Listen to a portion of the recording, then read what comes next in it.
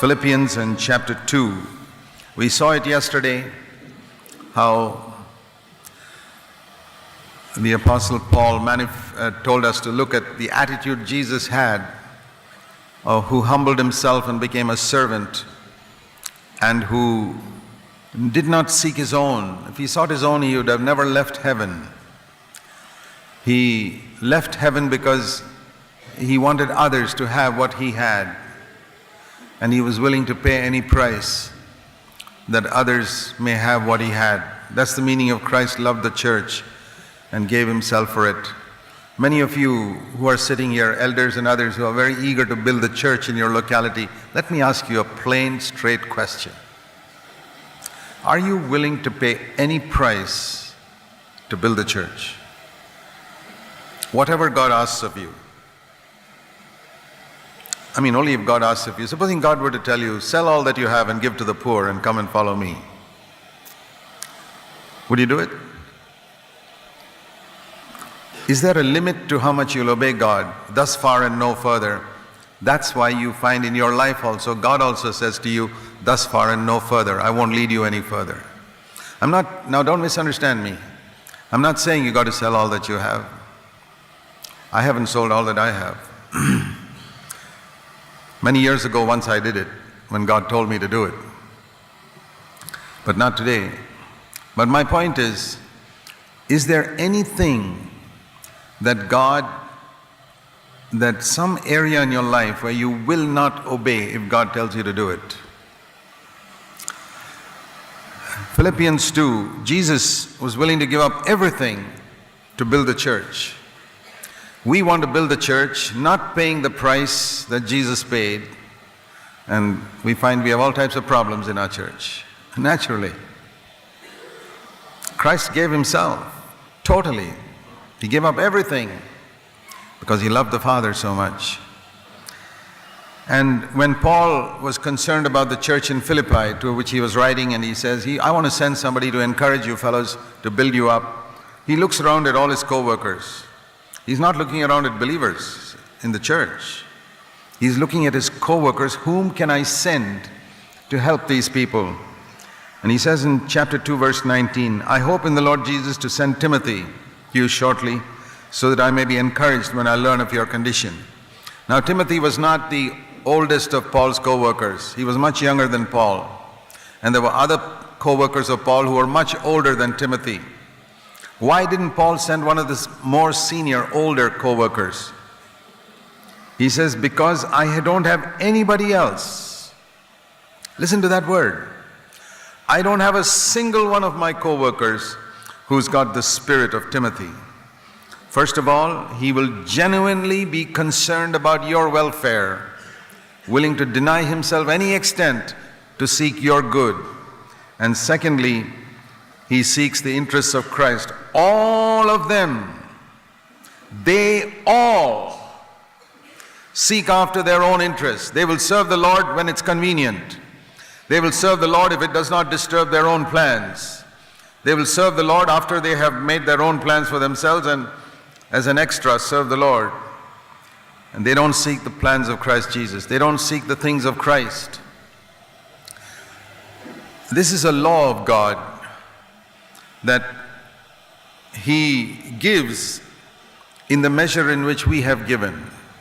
It's a law. We need to understand God's laws here. See what Jesus said in Luke chapter 6? In Luke chapter 6 he said,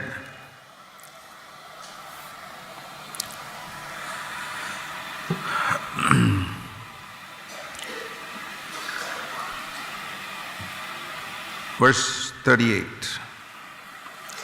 give, and it will be given to you. They will pour into your lap good measure, pressed down, shaken together, running over. And here's the law. By your standard of measure, it will be measured to you in return. And if you're only getting a teaspoon of grace from God, the probability is that you only give a teaspoon of your life to God. The best part of your life you keep for other purposes. You got your own plans, and you're not committed totally to God's work.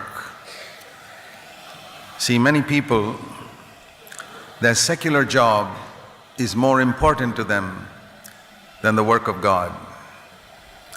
So they will take very active part in a particular church in one place, but when they find better prospects somewhere else for their secular job, or they get transferred, they ditch everything and go there and say, okay, I can do something for the Lord there. Not because the Lord led them there, because there are more prospects for money and job and promotion there. I believe God will use them. He'll use them with a teaspoon of grace. I'm not saying God gives them leprosy or sends them to hell, but they'll be tremendous. They'll accomplish 1% of what God wanted to accomplish through them in their lives. And they'll discover it when they go and stand before the Lord in eternity. And they look at another person who sacrifices everything secular, who will refuse a promotion because he's committed to a church here, who will not go there even though he can get 5 times the salary there because he's committed to a church here. And I'll see that God honors him. Are you like that? Paul's co-workers, I was challenged when I read that passage. Paul's co-workers were seeking their own. If you got into Paul's team, that itself would have made you felt, boy, I'm somebody. Paul selected me. He didn't select everybody. He once said, John Mark is not fit to be in my team. I don't want him. It was a tremendous honor if Paul selected you to be on his team. And then in his team, some people who started out very well, over a period of time, they began to seek their own. And everything was according to their convenience. God's work was not first. Their own secular job was first. I'm not saying God will not use you. He'll use you about 1% of what He could have used you if His work was supreme. I don't know whether you see the insult there is when we treat God like that. Supposing you invite a guest to your house and say, come for a cup of tea, and you have only 1 cup there, and that's for me, and I drink up 80% of that cup and give my guest what's left in that cup. Here's something for you. I invited you for tea, right? You wouldn't do that to a beggar, but we do it to God. Many believers that I know do it to God. Their own work and interest and life and family is number 1. 80-90% is drunk. We give the dregs, 10% to God. I'd like to do something for you, Lord. You died for me. Can I do something for you? Here are the dregs of my life. I've made my own plans. I've got a lot of things to do, but here are the dregs of my life, dregs of my time, dregs of my energy. Do you ever think that God would use you in the same measure as another man who has given 100% to God? No. You will excuse yourself saying, but he's got a gift God's given him. God would have given it to you, but He doesn't give it to you because He gives according to the measure in which you give. We try and excuse ourselves saying, God hasn't given me that gift. Why didn't He give it to you? Because you gave a teaspoon to Him, He gave a teaspoon to you. In the same measure in which you give, you will get. It's a law. You need to understand God's ways. There's no partiality with God. If you're totally committed, He'll be totally committed to you. Look at the example of Jesus. John 17. This has been a great verse for me. It was a secret of Jesus' life, why the Father would commit Himself so totally to Him. John 17 and verse 10. In His prayer to the Father, He said, all things that are mine are yours, and therefore all things that are yours are mine.